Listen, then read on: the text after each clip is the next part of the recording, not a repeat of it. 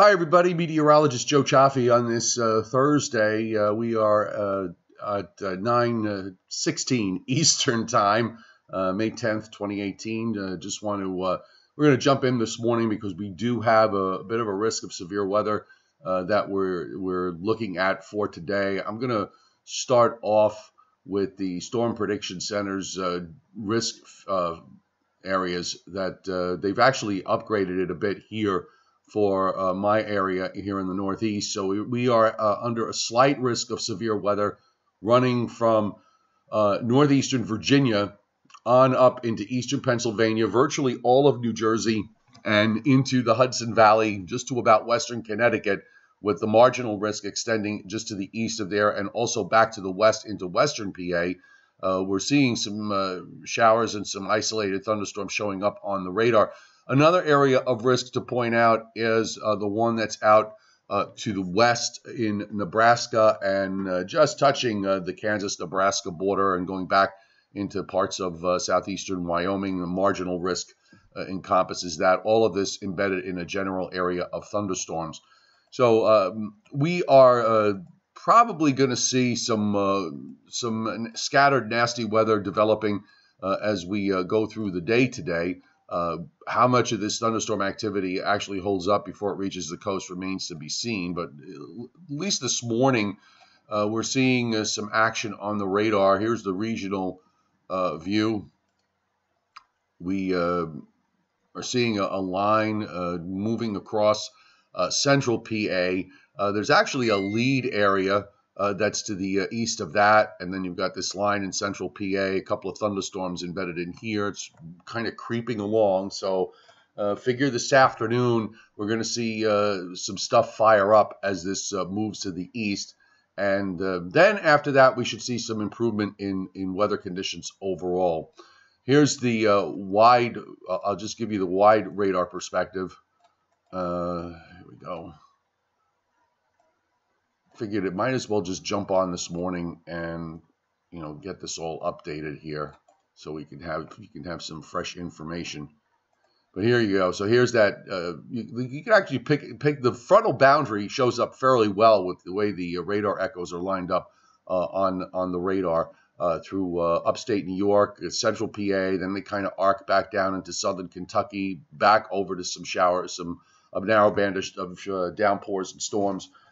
Southern Missouri into southern Kansas. So probably see that second risk area fires up later today as that energy begins to move to the east. So as far as the overall forecast is concerned, we'll bring up, I'm going to bring the NAM model up and we'll take a look at what it has to say.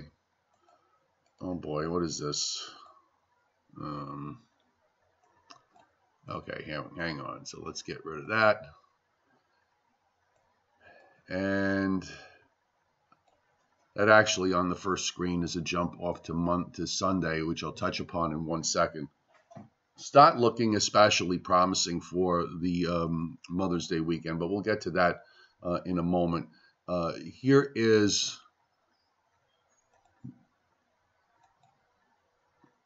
Okay, so this is the last NAM model run that we've had, and it doesn't really do all that much with what's there at the moment. And in fact, it doesn't really fire up too much later this afternoon and this evening.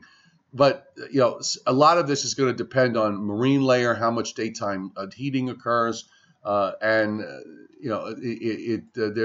it's quite possible that the NAM is underdoing this. The HRRR, which lately has had a little bit better luck with what it's been showing, kind of weakens the furthest southern end of that first line and then starts to fire up stuff as the second area approaches for late today into tonight. I think on the best approach to this is that the thunderstorm activity is going to be scattered. There will be some blotchy areas, and then there will be areas that won't see much of anything. And some of these storms in an isolated way or two could wind up getting a bit nasty. And then we'll get rid of that, and weather conditions improve for Friday.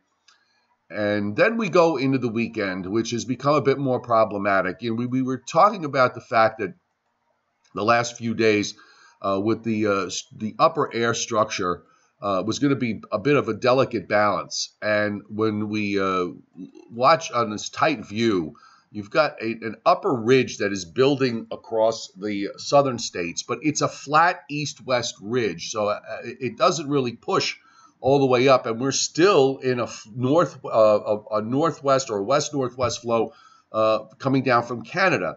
Well, that is a problem because a weather front is going to be forced southward. The ridge is trying to fight back and keep the front to the north. The energy to the north is trying to fight back in the other direction.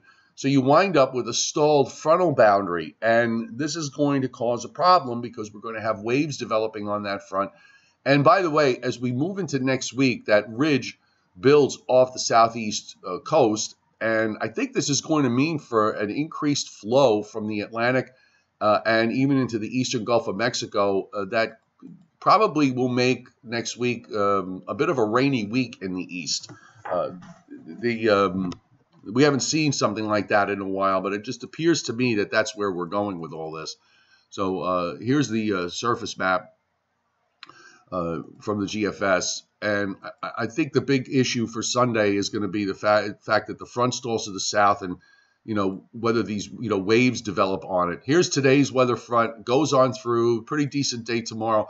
Now, even on Saturday, a warm front's going to develop close by, so it's probably going to mean a threat for some showers, at least from New York City northward. Model runs have been kind of trying to bend that warm front a little bit further to the south, so certainly can't rule out the possibility that there could be a few showers with this. And then that goes through. The cold front comes through with some showers and storms on Saturday.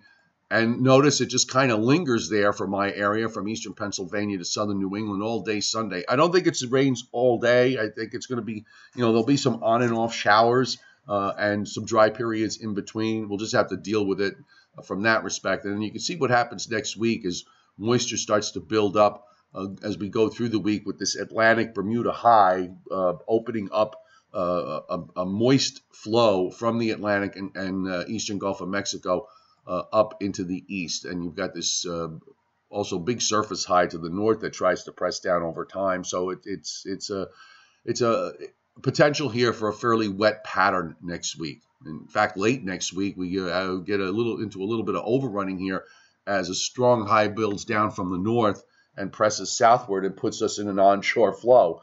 So that'll be interesting to see if that winds up playing out. So just kind of in summary here, we've got this severe weather risk going on for today for much of the northeast into the northern mid-Atlantic states. Let me just review again. I'll bring up the map here, and you can see it right there. Slight risk for severe weather throughout from northern Virginia, from northeastern Virginia, on up through Maryland and Delaware, New Jersey, eastern Pennsylvania, much of southeastern New York, and up the Hudson Valley to about I-90 or a little bit further north than I-90, touching parts of western New England, a larger area of marginal risk. And we'll watch it, see how it plays through. I'm not thinking it's widespread severe weather. I think it's just going to be more of the scattered nature.